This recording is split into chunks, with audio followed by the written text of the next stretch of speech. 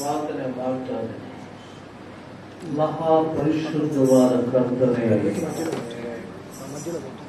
ಈ ಮಕ್ಕಳಲ್ಲಿರೋ ಕಟ್ಟುಗಳೆಲ್ಲ, ಪಿಶಾಚುಗಳೆಲ್ಲ ಯಾವ ಕುಟುಂಬನ ಬಾಧಿಸ್ತಾ ಇದೆಯೋ, ವಾಕ್ಯನ ಆರಾಧನೆಯ ಸತ್ಯಾಂತಗಳನ್ನು ತಿಳಿದುಕೊಳ್ಳಲಾರದಂತೆ ಯೇಸು ಕ್ರಿಸ್ತುವಿನ ನಾಮದಿಂದ ಈಗಲೇ ದೇವರ ಬಲಗೈ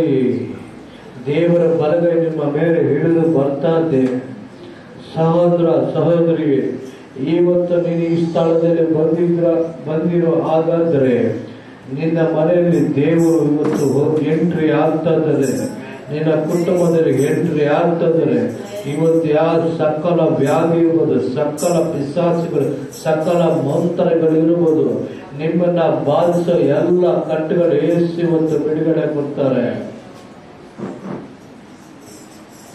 దేవుని సన్నిధానంలో అడుగుతానేనమ్మగా, మీ ఇంట్లో ఏవైతే మాటామంత్ర శక్తులు కానీ, ఒక వ్యాధులైనా కానీ ఏదైనా బాధిస్తుంటే యేసు నామంలో ఇక్కడే మీకు విడుదల దొరుకుతుంది. దయచేసి ప్రార్థన చేయండి. బాగా మీ ఆత్మని ఒప్పించండి. ಎರಡು ಕೈಗಳು ಮೇಲೆ ತಗ್ಗಿರಿ, రెండు చేతులు పైకెత్తి ప్రార్థన చేయండి. ಅಷ್ಟು ನೀವೇನು ಪ್ರಾರ್ಥನೆ ಮಾಡಬೇಡಿ. మీరైతే నోరు తెరవద్దండి. ఒట్టి చేతులు మట్టుకు ఎత్తి ಯೇಸುವಿನ ನಾಮದಿಂದ ಪರಿಶುದ್ಧಾತ್ಮನ ಹಸ್ತ ಒಬ್ಬೊಬ್ಬರ ಮೇಲೆ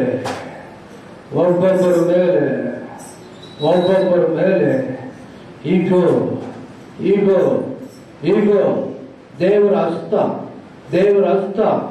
ದೇವರ ಮಹಿಮೆ, ದೇವರ ಹಸ್ತ ಇಲ್ಲಿರೋ ಮಕ್ಕಳ ಮೇಲೆ ಈಗೋ ಇಳಿಯಲಿ, ಈಗೋ ಇಳಿದು ಬರಲಿ, ಇಳಿದು ಬರಲಿ. ಯೇಸುವಿನ ನಾಮದಿಂದ ಎಲ್ಲ ತಡೆಗಳು ಮಾರಲಿ, ಕಟ್ಟುಗಳು ಮಾರಲಿ.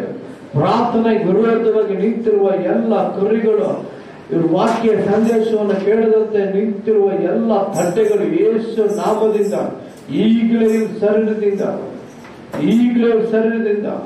ಬಿಟ್ಟು ಹೊರಡು, ಬಿಡು. ಯೇಸುವಿನ ನಾಮದಿಂದ ಎಲ್ಲ ಕುರಿಗಳು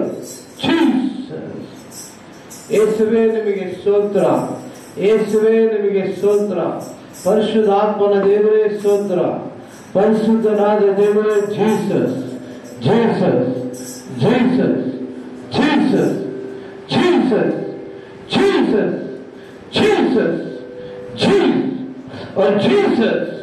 और मट्टी में हरियले, और मट्टी में हरियले, और मट्टी में हरियले, और मट्टी में हरियले, और मट्टी में हरियले, और मट्टी में हरिता है, और मट्टी में हरिता है, मट्टी में हरिता है. ನಿಮ್ಮ ಕೈಗಳ ಮೇಲೆ ದೇವ ಮಗ್ಗಿ में हरिता है, ದೇವ ಮಗ್ಗಿ में हरिता है. और जीसस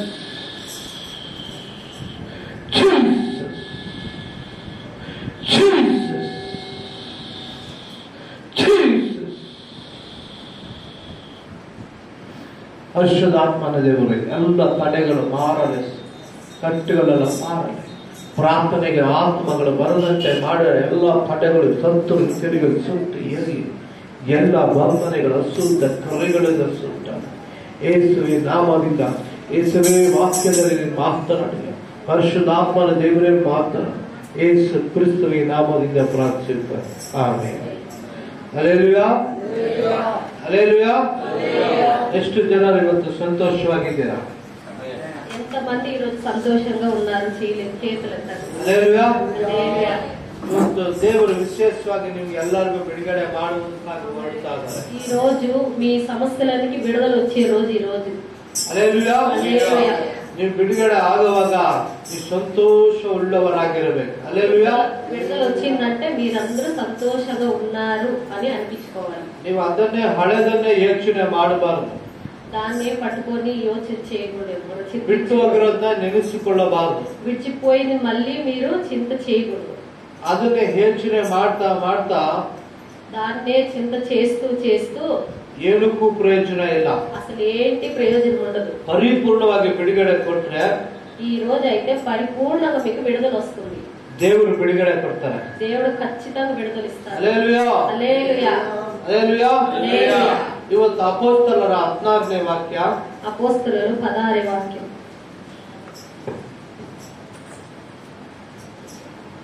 ಅಪೊಸ್ತಲರ 16:16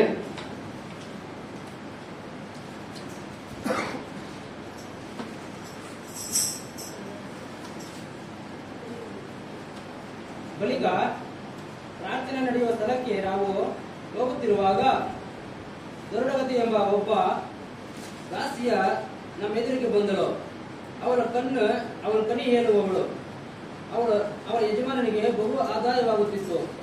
ಪೌಲನು ನಾವು ಹೋಗುತ್ತಿರುವಾಗ ಅವನ ಹಿಂದೆ ಬಂದು, ಈ ಮನುಷ್ಯನು ಪರಸ್ಪರನಾದ ದೇವದಾಸರು, ನಿಮಗೆ ರಕ್ಷಣೆಯ ಮಾರ್ಗ ಸಾರುವನೆಂದು ಮಾರ್ಗವನ್ನು ಕೂಗುತ್ತಾ ಹೇಳುತ್ತಿದ್ದಾನೆ. ಆಮೇಲೆ అపోస్తలులు 16:16.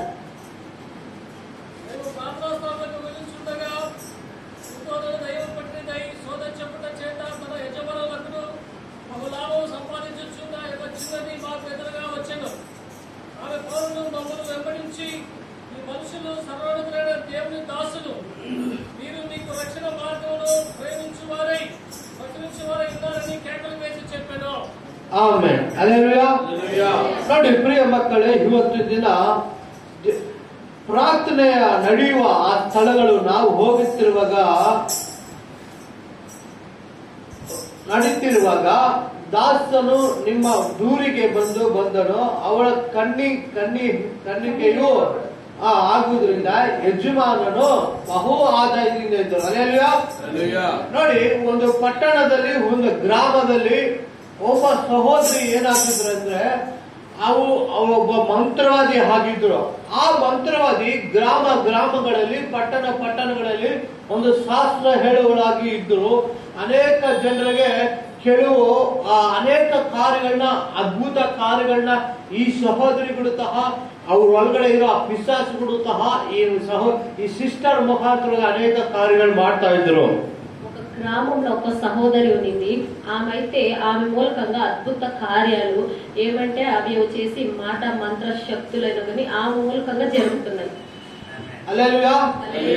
17ನೇ ವಾಕ್ಯದಲ್ಲಿ 17ನೇ ವಾಕ್యంలో, ಪೌಲನು ನಾವು ಹೋಗುತ್ತಿರುವಾಗ ಅವಳು ಹಿಂದೆ ಬಂದು, ಈ ಮನುಷ್ಯರು ಪರಾತ್ಪರನಾದ ದೇವರ ದಾಸರು, ನಿಮಗೆ ರಕ್ಷಣೆಯ ಮಾರ್ಗವನ್ನು ಸಾರುತ್ತಾರೆ ಎಂದು ಕೂಗುತ್ತಿದ್ದಳು. Amen, hallelujah. ಪೌಲು ಹೋಗುತ್ತಿರುವಾಗ ಗ್ರಾಮಗಳಲ್ಲಿ ಪರಮಾತ್ಮನ ಮಗನೇ, ಸರ್ವಶಕ್ತನಾದ ಮಗನೇ ಅಂದ್ಬಿಟ್ಟು ಗ್ರಾಮಗಳಿಗೆ ಸುವಾರ್ತೆಗಳು ಸಾರ್ತಾ ಇದ್ರು. పౌలు నడుచుకొని వెళ్ళేటప్పుడు ఆయన్ని చూసి దేవుని బిడ్డ అనేసి అడుగడుగున పోయి సువార్త సారడానికి ఆమె వెళ్తున్నది. ఆ సారుతా ఇరుವಾಗ అట్లా చెప్పేటప్పుడు ಆಗ ನೋಡಿ 18ನೇ ವಾಕ್ಯದಲ್ಲಿ ಎಂದು ಕೂಗಿದ್ದ ಹಾಗೆ ಅನೇಕ ದಾಸನು ಮಾಡಿದ್ದರಿಂದ ಪೌಲನು ಬಹಳವಾಗಿ ಬೇಸರಗೊಂಡು ಹಿಂದಿರುಗು, ಆ ದೆವ್ವಕ್ಕೆ ಅವಳನ್ನು ಬಿಟ್ಟು ಹೋಗು ಎಂದು ಯೇಸು ಕ್ರಿಸ್ತನ ಹೆಸರಿನಲ್ಲಿ ನಿನಗೆ ಅಪ್ಪಣೆ ಕೊಡ್ತೀನಿ ಎಂದು ಹೇಳಿದ್ದಾನೆ. ಆ ಗಲಿಗೆಯಲ್ಲಿ ಅವಳನ್ನು ಬಿಟ್ಟು ಹೋಯ್ತು. ಹಲ್ಲೆಲೂಯಾ. ನೋಡಿ, ಆ ಗ್ರಾಮ ಪಟ್ಟಣದಲ್ಲಿ ಏನಂದ್ರೆ, ಪೌಲ್ ಹೋಗೋ ಸ್ಥಳಗಳಲ್ಲೆಲ್ಲ ಮಾಟಗಳು, ಮಂತ್ರಗಳು, ಪಿಶಾಚುಗಳು, ಎಲ್ಲ ಕುರಿಗಳು ಆ ಸಿಸ್ಟರ್ ಒಳಗಡೆ ಇರುವಾಗ ಪೌಲನ್ನ ದೇವ ಮನುಷ್ಯನ ನೋಡ್ಬಿಟ್ಟು ವೇದನೆ ಪಡ್ತಾನೆ. ಈ ಗ್ರಾಮ ಪಟ್ಟಣಗಳನ್ನೆಲ್ಲ ನೀನು ಆಳ್ವಿಕೆ ಮಾಡ್ತಾ ಇದೀಯಾ? ಮಾಟ ಮಂತ್ರಗಳಿಂದ ಆಳ್ವಿಕೆ ಮಾಡಿ ವಿಶ್ವಾಸಿಗಳನ್ನ ಒಂದು ಕಡೆ ಕಟ್ಟಾಕೋದು, ಮತ್ತೆ ಆ ಪಿಶಾಚ ಏನ್ ಮಾಡ್ತದೆ, ಗ್ರಾಮ ಜನರನ್ನೆಲ್ಲ ಕಟ್ಟಾಕೋದು, ಮತ್ತೆ ಒಂದು ರಕ್ಷಣಾ ಮಾರ್ಗದಲ್ಲಿ ಸತ್ಯದಲ್ಲಿ ನಿಲ್ಲಬಾರ್ದಂತ ಆ ಪಿಶಾಚ ಕ್ರಿಯೆ ಮಾಡ್ತಾ ಇತ್ತು.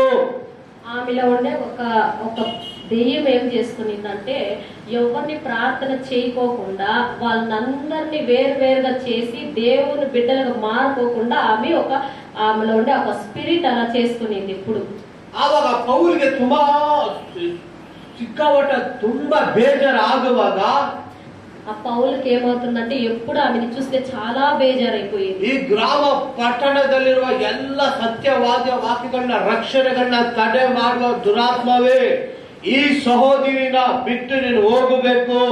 అప్పుడు ఆమె చూసి పౌలు అనే ఆయన ఏమనిందంటే, మీ అసలు నువ్వెందుకు ఆమె ఒంటిలో ఉన్నావు దెయ్యమా, నువ్వు విడిచి వెళ్ళు అని ఆమెకి ఆజ్ఞాపిస్తాడు. ಈ ಸುವಾರ್ತಿಕರು ಯಾವ ಪಟ್ಟಣಗಳಲ್ಲಿ ಯಾವ ಗ್ರಾಮಗಳಲ್ಲಿ ಹೋಯ್ತಾರೋ ಅಲ್ಲೆಲ್ಲ ಅಶುದ್ಧಾವಿಗಳು ಪಿಶಾಚುಗಳು ಮಾಟ ಮಂತ್ರಗಳು ಏನಾಗುತ್ತೆ ಅಂದ್ರೆ ಅದು ಕಿರುಚ್ತಾ ಇರ್ತದೆ, ಅದು ಬಿಡುಗಡೆ ಆಗುತ್ತೆ. ఎవరైతే దేవుని బిడ్డలు, దేవుని ఎన్నుకున్న బిడ్డలు ఎక్కడైతే అడుగు పెడతారో అక్కడ దెయ్యాలు నిలిచే లేదు, అవి అరుచుకొని వెళ్ళిపోతూనే ఉంటాయి ఎప్పుడుకైనా.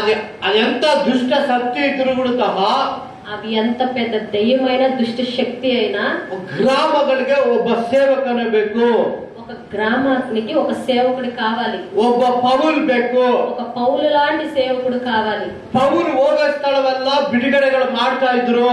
ఆ పౌలు వెళ్ళేటప్పుడంతా విడుదల జరుగుతూనే ఉండింది. మాట మంత్రಗಳೆಲ್ಲ నడుగుతా ఇತ್ತು, మాట మంత్రాలు చేసే వాళ్ళందరూ వణికిపోతున్నారు. శాస్త్రಗಳು ಹೇಳೋರೆಲ್ಲ నడుగుతా ఇದ್ರು. శాస్త్రాలు జాతకాలు చెప్పే వాళ్ళంతా ఆయన్ని చూస్తే వణికిపోతున్నారు. విగ్రಹ ఆవిಗಳೆಲ್ಲ నడుగుతా ఇತ್ತು. విగ్రహారాధికులందరూ వణుకుతున్నారు వాళ్ళంతా. ಅದ್ರ ಪೌಲ್ ಒಳಗಡೆ ಇದ್ದಿದ್ದು ಪರಿಶುದ್ಧಾತ್ಮನು ಇದ್ದರು. పౌలు వంటిలో ఎవరున్నారంటే పరిశుద్ధాత్మ దేవుడు ఉన్నారు. ಆವಿಯನವ್ರು ಹೆಂಗೆ ಉಂಡೋ ಹಂಗದ ಬಿಡುದಲೆ ತಮಿಳಲ್ಲಿ ಹೇಳ್ತಾರೆ. ఆత్మ దేవుడు ఎక్కడున్నాడో అక్కడ విడుదల మనకు దొరుకుతుంది. ನಾವು ಪರಿಶುದ್ಧಾತ್ಮನನ್ನು ಯಾವಾಗಲೂ ಆತನ ಆತ್ಮದಲ್ಲಿ ನಾವು ಕೂಡಿರಬೇಕು. పరిశుద్ధాత్మని ఎల్లప్పుడూ మనలోనే ఉంచుకోవాలి. ಪರಿಶುದ್ಧ ಆತ್ಮನ ಇಲ್ಲದೆ ನಾವು ಏನು ಬಿಡುತ್ತಹ ಒಂದು ಹೆಜ್ಜೆ ಮಡಿಗಕ್ಕೆ ಮುಂದೆ ಆದ್ರೆ ನಮಗೆ ಶೋಧನೆಗಳು. పరిశుద్ధాత్మ అప్పడ లేదే మనం ఎక్కడికి వెళ్ళినా మనకి శోధన ఎల్లప్పుడూ ఉంటుంది. ಈ ದುರಾತ್ಮಗಳ ಕಾಟ, ಈ ಮಾಟ ಮಂತ್ರದ ಕಾಟಗಳು ಇರ್ತವೆ. ఎక్కడికి వెళ్ళినా ఒక దురాత్మల ఒక అల్లరి తిరిగ మాట మంత్ర ఒక అల్లరి మనకి ఎల్లప్పుడూ ఉంటుంది. ಈ ಪೌಲ್ನ ನೋಡುವಾಗೆಲ್ಲ ದುರಾತ್ಮಗಳೆಲ್ಲ ಎದ್ದಿ ಎದ್ದಿ ಮಾತನಾಡುವಾಗ ಪೌಲ್ ಒಳಗಡೆ ಇದ್ದಿದ್ದ ದೇವರ ಆತ್ಮನು ಇದ್ದನು. పౌలుని చూసి ఒక దురాత్మ లేచి లేచి మాట్లాడుతుంది. ఎందుకంటే పౌలుని చూసి కాదు, పౌల్లో ఉన్న పరిశుద్ధాత్మని చూసి. ಅದೇ ಪರಿಶುದ್ಧಾತ್ಮ ಒಂದೊಂದು ಗ್ರಾಮಕ್ಕೆ ಬೇಕು. అలాంటి పరిశుద్ధాత్మ ఒక్కొక్క గ్రామానికి కావాలి, ಒಂದೊಂದು ಪಟ್ಟಣಕ್ಕೆ ಬೇಕು. ఒక్కొక్క పట్టణానికి కూడా కావాలి. ಈ ಆಂಧ್ರ ಪಟ್ಟಣ ಈ ಸ್ಟೇಟ್ ಬೇಕು, ఈ ఆంధ్ర పట్టణంలో ఉన్న ఒక స్టేట్ కి కావాలి, ಈ ಗ್ರಾಮಗಳಿಗೆ ಬೇಕು, ఈ యొక్క గ్రామంలో అందరికీ కావాలి. ಈ ಗ್ರಾಮಗಳಲ್ಲಿ ಅನೇಕ ವಿಗ್ರಹ ಆವಿಗಳು ವಾಕ್ಯನ ತಡೆ ಮಾಡ್ತಾ ಇದೆ. ఈ గ్రామంలో ఏమంటే అనేక విగ్రహావిಗಳು ఈ ఒక చెప్పే ఒక వచనాన్ని ఎల్లప్పుడూ అది తడే చేస్తుంది. ನಾನು ಟ್ರೈನ್ ಅಲ್ಲಿ ಬರುವಾಗ నేను ఈ ఊరికి ట్రైన్ లో వచ్చేటప్పుడు 5 ದಿನಗಳು ಮೀಟಿಂಗ್ ಇದೆ ಆಂಧ್ರದಲ್ಲಿ. 5 రోజులు మీటింగ్ ఇక్కడ పెట్టాలి అనుకున్నా. ಒಂದೊಂದು ಗ್ರಾಮದಲ್ಲಿ ಒಂದೊಂದು ಚರ್ಚಲ್ಲಿ ಬಿಡುಗಡೆ ಆಗಬೇಕು. ఒక్కొక్క చర్చ్ లో కూడా వచ్చిన వాళ్ళకి అందరికి విడుదల పొందుకొని వెళ్ళాలి అని. ಈ ಬಿಡುಗಡೆ ಆಗಬಾರ್ದಂತ ಒಂದು ದುಷ್ಟ ಶಕ್ತಿ ಕ್ರಿಯೆ, ಒಂದು ವಿಗ್ರಹ ಆವಿ, ಎನ್ನು ದುರಾತ್ಮ ಆವಿ ಕ್ರಿಯೆ ಮಾಡ್ತಾ ಇದೆ. నేను ట్రైన్ లో వచ్చేటప్పుడు అది వచ్చి ఒక ఒక విగ్రహ ఆత్మ వచ్చి నన్ను వేధిస్తుంది. ಇಲ್ಲಿ ಸತ್ಯಗಳನ್ನ ನಿಂತು ಒತ್ತುಕೊಂಡು ಬಂದು ಅನೇಕ ಜನರಿಗೆ ಬಿಡುಗಡೆಗೆ ಹಾಕಿ ನೀನು ಬರ್ತಾ ಇದ್ಯಾ. ಅನೇಕ ಕ್ರಿಯೆಗಳು ನಾನು ಅನೇಕ ಜನರನ್ನ ಅಡಿಮೆಯಾಗಿ ಇಟ್ಕೊಂಡಿದ್ದೀನಿ. అసలు నువ్వెందుకు ఆ ఊరికి వెళ్తున్నావు, అక్కడికి వెళ్ళొద్దు నువ్వు. నేను ఎంతో మందిని చర్చికి వెళ్తున్నారు కానీ నా వశంలోనే వాళ్ళు ఉన్నారు. నువ్వు వెళ్ళి అక్కడ ఎవరికి విడుదల చేయొద్దని నేను ట్రైన్ లో వచ్చేటప్పుడే అది నన్ను వేధిస్తూ ఉంది. ಇಲ್ಲಿ ವಿಶ್ವಾಸಿಗಳನ್ನ ಕಟ್ಟಾಕಿದೆ. ఈ యొక్క విశ్వాసుల్ని నేను అందరినీ కట్టేస్తున్నాను. ఆత్మದಲ್ಲಿ ಕೆಲವು ಸಮಯದಲ್ಲಿ ವಿಶ್ವಾಸ ಬೆಳೆಯಲ್ಲ. వాళ్ళ ఆత్మలో వాళ్ళ దేవుని స్తుతిస్తా లేదు, సోత ಹೋಗ್ತೀವಿ. ఎంత ప్రేయర్ చేస్తున్నారు కానీ వాళ్ళలో ఒక విజయం అనేది లేదు. ಕುಂದು ಹೋಗ್ತೀವಿ. వాళ్ళు ఎప్పుడు ఒక బలహీనమైన స్థితిలో ఉన్నారు. ಸಭೆಯಲ್ಲಿರೋಲ್ಲ ಎಲ್ಲ ಐಕ್ಯತನವನ್ನು ಹೊಡೆದಾಕ್ತಾವನೆ. సభೆಯಲ್ಲಿರುವ ಎಲ್ಲ ಐಕ್ಯತನ ಹೊಡೆದಾಕ್ತಾನೆ. ఒక చర్చిలో ఉండే ప్రతి ఒక్క ఐక్యతను నేను కొట్టేస్తున్నాను. ಅವ್ನು ಪುರಾಣ ಹೆಚ್ಚಲ್ಲ ತಂತಾನೆ. అంటే ఒక గర్భిష్ఠ ఆత్మని నేను తెచ్చేస్తున్నాను. ಪರಿಶುದ್ಧಾತ್ಮನು ಒಬ್ಬೊಬ್ಬರಲ್ಲಿ ಹೃದಯದಲ್ಲಿ ಬರದಂತೆ ತಡೆ ಮಾಡ್ತಾ ಇದ್ದಾನೆ. ఎవ్వరిలో కూడా పరిశుద్ధాత్మ లేదు. ಅನೇಕ ಜನರನ್ನ ತಡೆ ಮಾಡಿ ಇಟ್ಟಿದ್ದಾನೆ. నేను అందరూ నా వశంలో ఉన్నారు. ದೇವರು ಅನೇಕ ರೀತಿಯಾಗಿ ಇಲ್ಲಿ ಅನೇಕ ಸೇವಕರ ಮುಖಾಂತರವೆಲ್ಲ ಪರಿಶುದ್ಧಾತ್ಮನ ಅಭಿಷೇಕ ಅಗ್ನಿನ ತಂದರು. దేవుడు చాలా మంది సేవకుల మూలకంగా పరిశుద్ధాత్మ దేవుని అభిషేకాన్ని తెచ్చారు. ಅದು ಅನೇಕ ಜನರು ಸೌಂಡ್ ಕೊಟ್ಟಿಲ್ಲ. కానీ చాలా మంది అది చెవులకి వేసుకోలేదు. మీరందరూ ಅದೇ ಈ ಆವಿನ ಅನೇಕ ಜನರನ್ನ ಟಾರ್ಗೆಟ್ ಮಾಡಿ ಇಲ್ಲಿ ಟರ್ನ್ಔಟ್ ಮಾಡ್ತಾ ಇದೆ. కానీ ఆ ఒక ఆవి ఏం చేస్తుందంటే మిమ్మల్ని ఇక్కడి వరకే, మరి ఇంటికి పోయినాక మీరు అన్ని మర్చిపోయేస్తారు. ಇಲ್ಲಿ ಅನೇಕ ಟರ್ನ್ಔಟ್ ಮಾಡಿ ದೇವರಲ್ಲೇ ಬೆಳೆಯಕ್ಕಾಯ್ತಲ್ಲ, ಒಂದು ಸಮಾಧಾನ ಇಲ್ಲ, ಒಂದು ನೆಮ್ಮದಿ ಇಲ್ಲ, ಮತ್ತೆ ಹಳೆ ಸ್ವಭಾವಗಳ ನಿಮ್ಮನ್ನ ఆత్మದಲ್ಲಿ ఏడుదల ಮಾಡುತ್ತೆ. ఇప్పుడు ఉన్నంత సేపు ఏమైతే అవును మనం ఇట్లే ఉండాలి అని మీరు అనుకుంటారు, కానీ ఇంటికి వెళ్ళిన తర్వాత మీకు అసలు ఏం కుదరదు, ప్రేయర్ చేసుకోవడానికి కుదరదు. మీ స్థితి ఎట్లా ఉంటుందంటే ఉన్న స్థితిలోనే ఉంటుంది. ఆ రీతిగా ఆ సైతాన్ క్రియ ಮಾಡ್ತಾವ್ರೆ. అటువంటి ఒక సైతాన్ క్రియ మీ అందరిలో చేస్తుంది. ಅದಕ್ಕೆ 18ನೇ ವಾಕ್ಯದಲ್ಲಿ ಹೇಳ್ತಾರೆ, 18ನೇ ವಾಕ್ಯದಲ್ಲಿ 18 ಹೀಗೆ ಅನೇಕ ದಿವಸ ಮಾಡಿದ್ದರಿಂದ ಪೌಲನು ಬಹಳವಾಗಿ ಬೇಸರಗೊಂಡು ಹಿಂತಿರುಗಿ ಆ ದೆವ್ವಕ್ಕೆ ಅವಳನ್ನು ಬಿಟ್ಟು ಹೋಗಿ ಎಂದು ಯೇಸು ಕ್ರಿಸ್ತನ ಹೆಸರಿನಲ್ಲಿ ನಿನಗೆ ಅಪ್ಪಣೆ ಕೊಡುತ್ತೇನೆ ಎಂದು ಹೇಳಿದನು. ಆಮೇಲೆ ಅನೇಕ ದಿವಸಗಳಿಂದ ಪೌಲ್ ಬೇಸರ ಮಾಡಿಕೊಂಡು ಆ ದೆವ್ವಕ್ಕೆ ಹೇಳ್ತಿದ್ದಾನೆ, ಇವತ್ತು ಯೇಸು ಕ್ರಿಸ್ತನ ಹೆಸರಿನಲ್ಲಿ ನೀನು ಓಡಬೇಕು. అప్పుడు పౌలు ఏం చేస్తున్నాడంటే ఆమెను చూసి నువ్వు యేసుక్రీస్తు నామంలో ఈమెను విడిచి వెళ్ళిపో అని ఆమెకి ఆజ్ఞాపిస్తారు. ನಿಮ್ಮ ಹೃದಯದಲ್ಲಿ ಆ ಆತ್ಮ ದುರಾತ್ಮಗಳ ಕಾಟ ಇದ್ರೆ, ಪಿಶಾಚಗಳ ಕ್ರಿಯೆಗಳಿದ್ರೆ ಇವತ್ತು ಯೇಸು ನಿಮಗೆ ಬಿಡುಗಡೆ ಕೊಡ್ತಾರೆ. మీలో అందరికీ ఒక దురాత్మ లాంటి వేదన మీ హృదయంలో ఉంటే ఈ రోజు మీకు ఖచ్చితంగా దేవుడు విడుదల ఇచ్చే ఇస్తారు. ನಿಮಗೆ ಇವತ್ತು ಬರೋಕ್ಕೆ ಆಗಲಿಲ್ಲ ಅಂದ್ರೆ 5 ದಿನಗಳು ನಾನು ಆಂಧ್ರ ಪಟ್ಟಣದಲ್ಲಿ ಇರುವಾಗ ನಿಮಗೂ ನಿಮ್ಮ ಗೊತ್ತಿರೋಗುವೆ ಆ ಮಾಟ ಮಂತ್ರದಿಂದ ಪಿಶಾಚಿಂದ ಬರಳುತ್ತಾರ ಜನರು ಇದ್ರೆ ನೀವು ಪಾಸ್ಟರ್ನ ಕಾಂಟ್ಯಾಕ್ಟ್ ಮಾಡಿ ನೀವು ಆ ಸ್ಥಳಕ್ಕೆ ಬನ್ನಿ.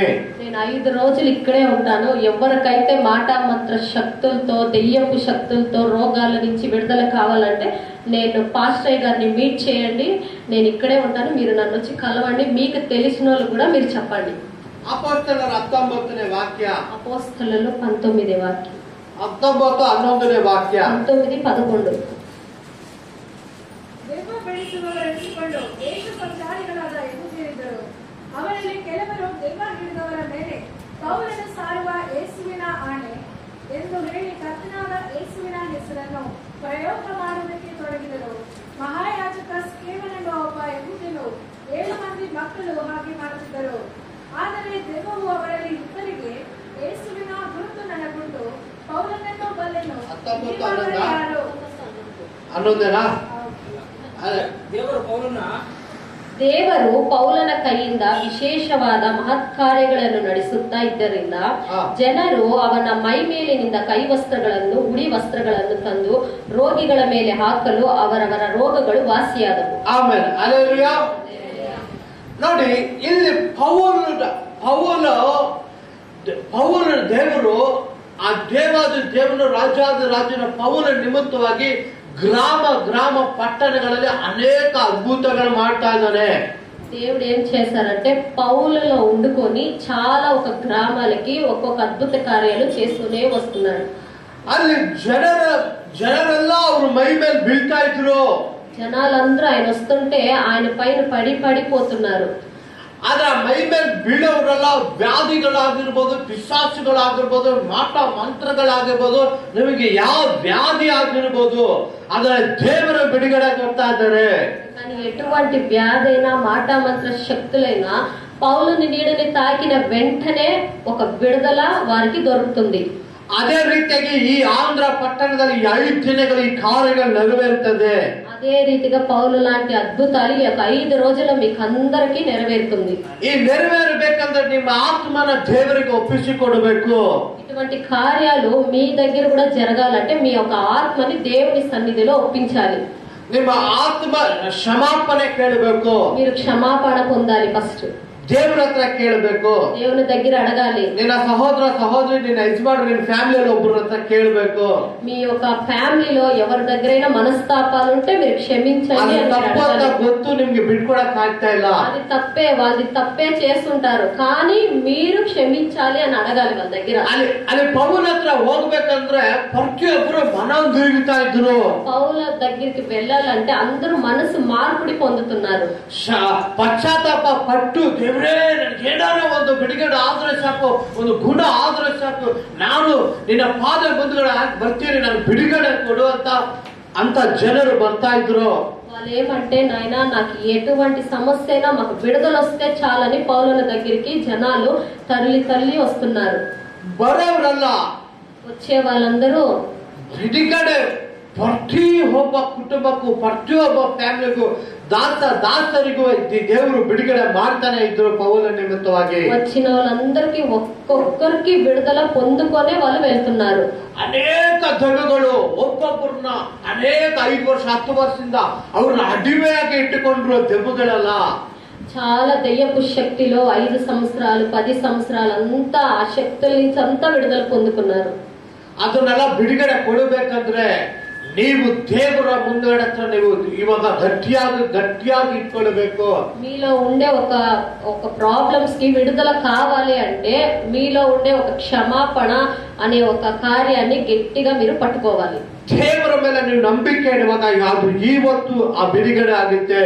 ఈ రోజే మీకు విడుదల అవుతుంది. దేవుని పైన నమ్మకం ఉంచండి. ನಿಮ್ಮ ಶರೀರದಲ್ಲಿ ಗಡ್ಡೆಗಳು ಇರಬಹುದು, మీ శరీరంలో ఒక గడ్డలు ఏదైనా ఉంటే, ಗರ್ಭಕೋಶ ಪ್ರಾಬ್ಲಮ್ ಇರಬಹುದು, మీ గర్భంలో ఏదైనా ప్రాబ్లం ఉంటే, ಮಾಟದ ಮಂತ್ರದ ಕ್ರಿಯೆಗಳು ಇರಬಹುದು, మాట మంత్ర క్రియలు ఉంటే, మీకు ವಿಶ್ವಾಸಗಳು ಇರಬಹುದು, ఒక దెయ్యపు శక్తులు ఉంటే ಅದು ದೇವರು ಇವತ್ತು ಬಿಡುಗಡೆ ಕೊಡ್ತಾರೆ. దేవుడు ఖచ్చితంగా ఈ రోజు విడుదల ఇచ్చేస్తాడు.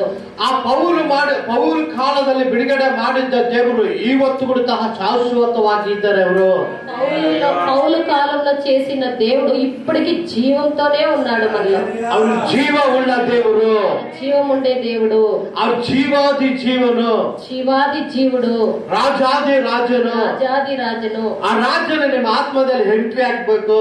ఆ రాజుడు మీ ఆత్మలో ఎంట్రీ అవ్వాలి. ಈ ಸಭೆಯಲ್ಲಿ ಎಂಟ್ರಿ ಆಗ್ಬೇಕು. ఒక చర్చ్ లో ఎంట్రీ అవ్వాలి. ಈ ಎಂಟ್ರಿ ಆಗಿ ನಿಮ್ಮ ಶರೀರದಿಂದ ಇವಾಗ ದೇವರು ಬರ್ತಾರೆ. ఈ ఎంట్రీ అయిన వెంటనే దేవుడు మీ దగ్గరికి వచ్చేస్తారు. ಆವಾಗ ಒಬ್ಬೊಬ್ಬರು ಶರೀರದಿಂದ ಕಟ್ಟುಗಳೆಲ್ಲ ಬಿಡುಗಡೆ ಆಗುತ್ತೆ. అప్పుడు మీ శరీరంలో ఉండే ఎటువంటి వ్యాధులన్నీ విడుదల పొందుతాయి. ವಿಶ್ವಾಸಗಳೆಲ್ಲ ಬಿಡುಗಡೆ ಆಗುತ್ತೆ. దెయ్యపు శక్తులు విడుదల పొందుతాయి. 13ನೇ ವಾಕ್ಯದಲ್ಲಿ ದೇವರು ದೆವ್ವ ಬಿಡಿಸುವವನು ಅನಿಸಿ ದೇಶ ಸಂಚಾರಿಗಳಾದ ಯೆಹೂದ್ಯರಿದ್ದರು. ಆ. ಅವರಲ್ಲಿ ಕೆಲವರು ದೆವ್ವ ಹಿಡಿದವರ ಮೇಲೆ ಪೌಲನು ಸಾರುವ ಯೇಸುವಿನ ಆಣೆ ಎಂದು ಹೇಳಿ ಕರ್ತನಾದ ಯೇಸುವಿನ ಹೆಸರನ್ನು ಪ್ರಯೋಗ ಮಾಡುವುದಕ್ಕೆ ತೊಡಗಿದರು. ಆಮೇನ್. ಹಲ್ಲೆಲೂಯಾ. హల్లెలూయా. ಪೌಲ್ ಹೋಗ ಕಡೆ ಇಲ್ಲ ಏನ್ ಮಾಡ್ತಾ ಇದ್ರೆ ಯೇಸು ಕ್ರಿಸ್ತನ ನಾಮದಿಂದಾನೇ ಬಿಡಿಸ್ತಾ ಇದ್ರ. పౌలు వెళ్ళేటప్పుడంతా ఒక్కొక్క జాగాలో కూడా యేసు క్రీస్తన నామం అనే ఒక మాటని ఆయన ప్రకటిస్తున్నాడు. ಆ ನಾಮ ತುಂಬಾ ಪವರ್ ಇದೆ. ఆ ఒక నామంలో చాలా పవర్ ఉంది. ಆ ನಾಮ ಮೇಲೆ ನೀವು ನಂಬಿಕೆ ಇಡಬೇಕು.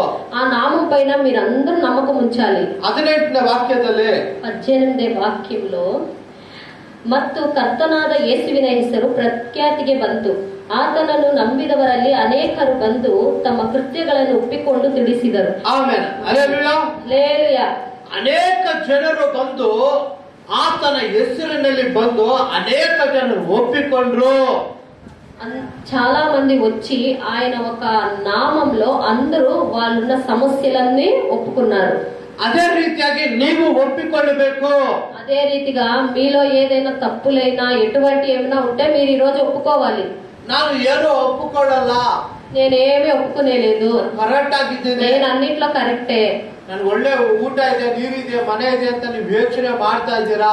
మీరందరూ నాకేమైంది, నేను అన్నిట్లో కరెక్ట్ గా ఉన్నాను, నాకేం ఇల్లు ఉంది, వాకిలు ఉంది, నీళ్లుండి అన్ని ఉన్నాయి, ఇది నేనేం ఒప్పుకోవాలని మీరందరూ యోచన చేస్తుండొచ్చు. ಆದ್ರೆ ನಿಮ್ಮ ఆత్మದಲ್ಲಿ ಏನೋ ಒಂದು ದುಃಖ ಬಾಧಿಸ್ತಾ ಇದೆ.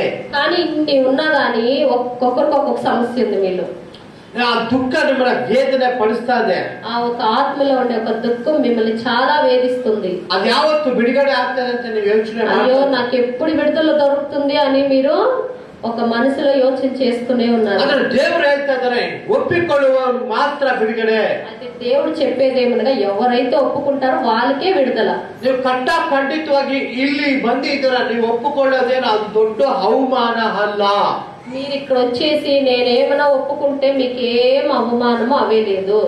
ನೀವು ಒಪ್ಪಿಕೊಳ್ಳೋದು ನಿಮ್ಮ ಕುಟುಂಬಕ್ಕೆ ಬಿಡುಗಡೆ, మీరు ఎప్పుడైతే ఒప్పుకుంటారో మీ కుటుంబాలకి విడుదల దొరుకుతుంది. ನಿಮ್ಮ ವಂಶಕ್ಕೆ ಬಿಡುಗಡೆ, మీ వంశానికే విడుదల దొరుకుతుంది. ನಿಮ್ಮ మక్కಳಿಗೆ బిడుగಡೆ, మీ పిల్లలకి విడుదల దొరుకుతుంది. ನಿಮ್ಮ ಫ್ಯಾಮಿಲಿಗೆ ಬಿಡುಗಡೆ. మీ యొక్క ఫ్యామిలీకి విడుదల దొరుకుతుంది. ಯೇಸು ನಾಮದಿಂದ ನೀವು ಎದ್ದೇಳ್ತೀರಾ, యేసు నామములో మీరు లేస్తారు, ಹೊಸ ಜೀವನದಿಂದ ಬರ್ತೀರಾ. ఒక కొత్త జీవనం మీలో వస్తుంది. ಅಲ್ಲಿ ಹೇಳ್ತಾ ಇದ್ದಾರೆ ನೋಡಿ 19ನೇ ವಾಕ್ಯದಲ್ಲಿ ಇದಲ್ಲದೆ ಮಾಟ ಮಂತ್ರಗಳನ್ನು ನಡೆಸುವವರಲ್ಲಿ ಅನೇಕರು ತಮ್ಮ ಪುಸ್ತಕಗಳನ್ನು ತಂದು ಕೂಡಿಸಿ ಅದನ್ನ ವಾಕ್ಯನ ಹಂಗೆ ಇಟ್ಕೊಳ್ಳಿ. ಎಲ್ಲರ ಮುಂದೆ ಹಾ. ಸುಟ್ಟು ಬಿಟ್ಟರು.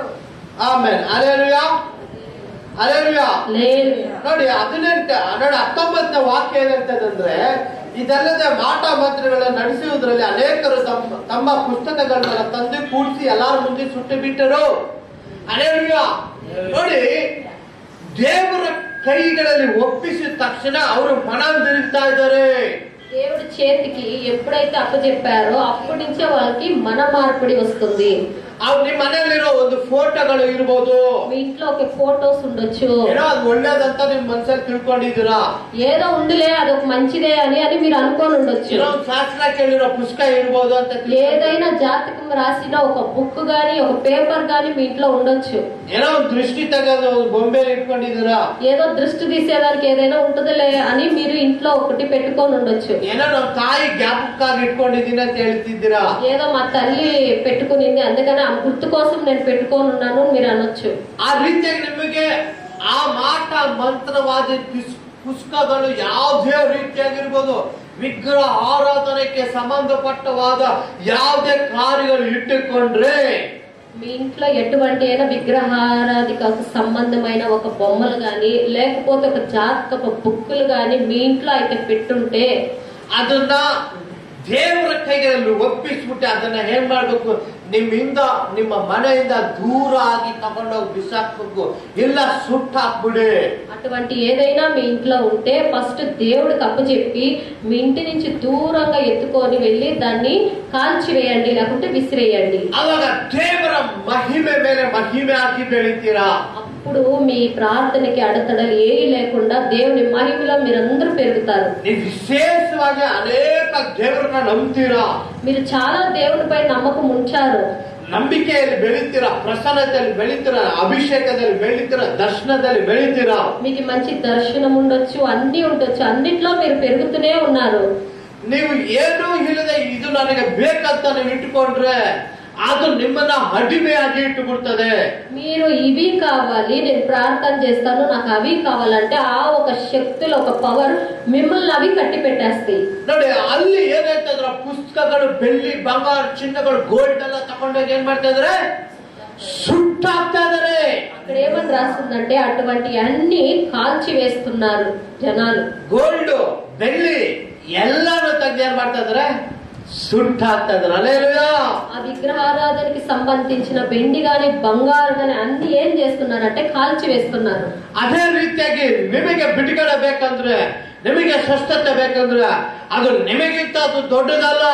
మీకు విడుదల కావాలంటే మీకు స్వస్థత కావాలంటే ఇవన్నీ మీకిన్న పెద్ద కానే కాదు. ಹಲ್ಲೆಲೂಯಾ. హల్లెలూయా. ನೋಡಿ 20ನೇ ವಾಕ್ಯ ಅಲ್ಲಿ ಹೇಳ್ತದೆ, 20 ಈ ರೀತಿಯಾಗಿ ಕರ್ತನ ವಾಕ್ಯವು ಬಹಳವಾಗಿ ಹೆಚ್ಚುತ್ತಾ ಪ್ರಬಲವಾಯಿತು. ಆಮೇಲೆ ಹಲ್ಲೆಲೂಯಾ. ಹಲ್ಲೆಲೂಯಾ. ನೋಡಿ, ನೀವು ಈ ಕಾರ್ಯ ಮಾಡಿದ ತಕ್ಷಣ ನಿಮ್ಮ ಆತ್ಮದಲ್ಲಿ ಕರ್ತನ ವಾಕ್ಯವು ಹೆಚ್ಚುತ್ತಾ ಬೆಳೀತಾ ಪ್ರಬಲವಾಯ್ತು. ఈ యొక్క కార్యం మీరు చేసిన వెంటనే మీకున్న ఒక్కొక్క శోధన నుంచి విడుదల కలిగి ఇంకా మీరు ಹೆಚ್ಚಿగా మీరు దేవుళ్ళ ఎదుగుదానికి సహాయం అవుతుంది. ದೇವರು ಬಿಡುಗಡೆಗೆ ಅವರು ದೊಡ್ಡ ಸರ್ವಶಕ್ತನಾಗಿದ್ದಾರೆ. దేవుడు విడుదలకి చాలా ఒక అసాధ్యమైన కార్యం ఏది లేదు దేవునికి. ಹಲ್ಲೆಲೂಯಾ. హల్లెలూయా. ಹಲ್ಲೆಲೂಯಾ. హల్లెలూయా.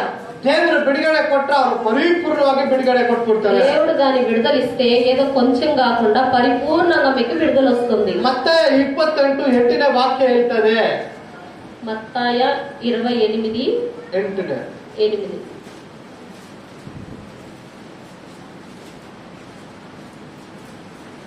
ನೋಡಿರಿ, ಅವರು ಭಯದಿಂದಲೂ ಮಹಾ ಸಂತೋಷದಿಂದಲೂ ಬೇಗ ಸಮಾಧಿಯ ಬಳಿಯಿಂದ ಹೊರಟು ಆತನ ಶಿಷ್ಯರಿಗೆ ತಿಳಿಸುವುದಕ್ಕೆ ಓಡಿ ಹೋದರು. ಇಲ್ಲ ಮತ್ತಾಯ ಸಾರಿ ಅಪೊಸ್ತಲರು 28:8ನೇ ವಾಕ್ಯ. ಅಪೊಸ್ತಲರು 28 ಕೊನೆ ವಾಕ್ಯ. ಹಾ, ಅವನ ತಂದೆ 28 8ನೇ ವಾಕ್ಯ. 8ನೇ ವಾಕ್ಯ. ಅವನ ತಂದೆಯು ಜ್ವರದಿಂದಲೂ ರಕ್ತಭೇದೆಯಿಂದಲೂ ಪೀಡಿತನಾಗಿ ಮಲಗಿದ್ದನು. ಪೌಲನು ಅವನ ಬಳಿಗೆ ಹೋಗಿ ದೇವರ ಪ್ರಾರ್ಥನೆ ಮಾಡಿ ಅವನ ಮೇಲೆ ಕೈಗಳನ್ನಿಟ್ಟು ಅವನನ್ನು ವಾಸಿ ಮಾಡಿದನು. ಆಮೆನ್. ಹಲ್ಲೆಲೂಯಾ. ಹಲ್ಲೆಲೂಯಾ. ನೋಡಿ ಪ್ರಿಯ ಮಕ್ಕಳೇ, ಇವತ್ತಿನ ದಿನ ದೇವ ಸೇವಕನು ಒಬ್ಬ ವ್ಯಾಧಿಯಿಂದ ಬರಳುತ್ತಾರೋ ಒಬ್ಬ ಮನುಷ್ಯನು, ರಕ್ತ ವ್ಯಾಧಿಯಿಂದ ಬರಳುತ್ತಾರೋ ಒಬ್ಬ ಮನುಷ್ಯನು ಪೌಲನು ಕೈಯನ್ನು ನೀಡಿ ಪ್ರಾರ್ಥನೆ ಮಾಡುವಾಗ అది వాసి ಆಗ್ತಾ ఇತ್ತು. అపోస్తల కార్యాలు 28:8లో ఒక అబ్బాయికి చాలా జ్వరము, ఒక ఏమంటారు రక్త భేది ఆయన నలిగిపోతుంటే పౌలను వెళ్ళి చెయ్యి పెట్టి వెంటనే ఆయనకి ఏమైతుందంటే స్వస్థత కలుగుతుంది. హల్లెలూయా. హల్లెలూయా. ನಿಮಗೆ ಇವಾಗ ಬಿಡುಗಡೆ ಸಮಯದಲ್ಲಿ ಆತನ ಕೈಗಳು ನಿಮ್ಮನ್ನ ಟಚ್ ಮಾಡಬಹುದು. ఈ రోజు విడుదల చేసేటప్పుడు ఒక దేవుని యొక్క హస్తం మీ ముందు దిగొస్తుంది. ಕೆಲವು ಜನರಿಗೆ ಒಬ್ಬ ಸೇವಕನ ಮುಖಾಂತರವಾಗಿ ಕೈಗಳು ನೀಡುವಾಗ ಬಿಡುಗಡೆ ಆಗುತ್ತೆ. కొన్ని మందికి సేవకులు ఒక చేయి పెట్టిన వెంటనే విడుదల కలుగుతుంది. ಒಬ್ಬರು ಪ್ರೇಯರ್ ನಾವು ಮುಟ್ಟಿದ ಮುಂಚೆನೆ ಕಟ್ಟುಗಳು ಬಿಟ್ಟೋಯ್ತದೆ. కొందరికైతే ఇప్పుడు నేనైతే ఇక్కడ ప్రార్థన చేసేటప్పుడే మీకు విడుదల కలుగుతుంది. ನಿಮಗೆ ಯಾವ ವ್ಯಾಧಿ ಇದ್ರೂ ಸರಿ ದೇವರಿಗೆ ಒಪ್ಪಿಸಿಬಿಡಿ. మీకు ఎటువంటి వ్యాధి సమస్యన దేవుని సన్నిధానానికి ఒప్పించండి. ನೋಡಿ 9ನೇ ವಾಕ್ಯ. ಅದರಲ್ಲೇ ಆಮೇಲೆ ಆ ದ್ವೀಪದಲ್ಲಿದ್ದ ಮಿಕ್ಕಾದ ರೋಗಿಗಳು ಅವನ ಬಳಿಗೆ ಬಂದು ಸ್ವಸ್ಥರಾದರು. ಆಮೆನ್. ಹಲ್ಲೆಲೂಯಾ. ಹಲ್ಲೆಲೂಯಾ. ನೋಡಿ ಅಲ್ಲಿ ಮಿಕ್ಕಾದವರೆಲ್ಲ ಅನೇಕ ರೋಗಿಗಳಿಂದ ಬರಳುತ್ತಾರ ಜನರೆಲ್ಲ ಬಂದು ಸ್ವಸ್ಥರಾಗ್ತಾ ಇದ್ರು, ಬಿಡುಗಡೆ ಆಗ್ತಾ ಇದ್ರು. అక్కడ ఉన్న వాళ్ళందరూ వచ్చి చాలా వ్యాధిగ్రస్తులు వందు విడుదల కలిగినట్టు వాళ్ళు వచ్చి పౌలను దగ్గర అడిగి పొందుకున్నారు. 10ನೇ ವಾಕ್ಯ ಇರ್ತದೆ, ಅವರು ನಮ್ಮನ್ನು ಬಹಳವಾಗಿ ಸನ್ಮಾನಿಸಿದ್ದಲ್ಲದೆ ನಾವು ಬಿಟ್ಟು ಹೊರಟಾಗ ನಮಗೆ ಅವಶ್ಯವಾದ ಪದಾರ್ಥಗಳನ್ನು ತಂದು ಹಡಗಿನಲ್ಲಿದ್ದರು. ಅಪೊಸ್ತಲಕ 28:10. ಹಲ್ಲೆಲೂಯಾ. ಹಲ್ಲೆಲೂಯಾ. ನೋಡಿ ಅಲ್ಲಿ ಅವರು ಬಹಳವಾಗಿ ಒಂದೊಂದು ಕಾರ್ಯದಲ್ಲಿ ಹಳ್ಳಿಗಳು, ಗ್ರಾಮಗಳು, ಪಟ್ಟಣಗಳಲ್ಲಿ ಅನೇಕ ದೊಡ್ಡ ದೊಡ್ಡ ಅದ್ಭುತಗಳನ್ನ ನೋಡ್ತಾ ಇದ್ರು. అక్కడ ఉన్న వాళ్ళంతా ఏం చూస్తున్నారంటే ఒక్కొక్క గ్రామాలను ఒక అద్భుతాలు గాని ప్రతి ఒక్కటి వాళ్ళ కండ్లారా వాళ్ళు చూస్తూనే వస్తున్నారు. ఆ అద్భుత నిಮಗೆ ಬೇಕಂದ್ರೆ, అటువంటి అద్భుతాలు మీకు కావాలంటే, ఆ అద్భుతಗಳು ನಿಮಗೆ ನಡಿಬೇಕಂದ್ರೆ, అటువంటి అద్భుతాలు మీకు ఇప్పుడు జరగాలంటే ನಿಮಗೆ ಜೀವಗಳೇ ಈಗಲೇ మీకు ఇప్పుడే ఇప్పటికిప్పుడే ದೇವರಿಗೆ ಒಪ್ಪಿಸಿ మీరు దేవునికి మీ ఆత్మని ఒప్పించండి. ಎಲ್ಲರೂ ನಿಮ್ಮ ಬುಕ್ಸ್ಗಳನ್ನೆಲ್ಲ మీ యొక్క బైబిల్స్ ని బుక్స్ అంతా సైడ్ లో పెట్టేసేయండి. ಹಲ್ಲೆಲೂಯಾ. హల్లెలూయా. ನಾನು ಪ್ರಾರ್ಥನೆ ಮಾಡುವಾಗ ಮಕ್ಕಳಾಗ್ಲಿ ಅವರಾಗ್ಲಿ ಮೊಬೈಲ್ ಆಗ್ಲಿ ಅದಾಗ್ಲಿ ಇದಾಗ್ಲಿ ಏನು ನೀವು ಟಚ್ ಮಾಡಬಾರ್ದು. నేను ప్రార్థన చేసేటప్పుడు బిడ్డలను గాని ఒక మొబైల్ గాని అవన్నీ మీరు అడ్డు రాకుండా అవన్నీ ಸಪರೇಟ್ గా ಆ ಸೈಡ್ లో పెట్టుకోండి. ದೇವರ ಇಳಿದು ಬರುವಾಗ ದೇವರಿಗೆ ನಾವು ವಿಧೇಯರಾಗಿರಬೇಕು. దేవుని సన్నిధానం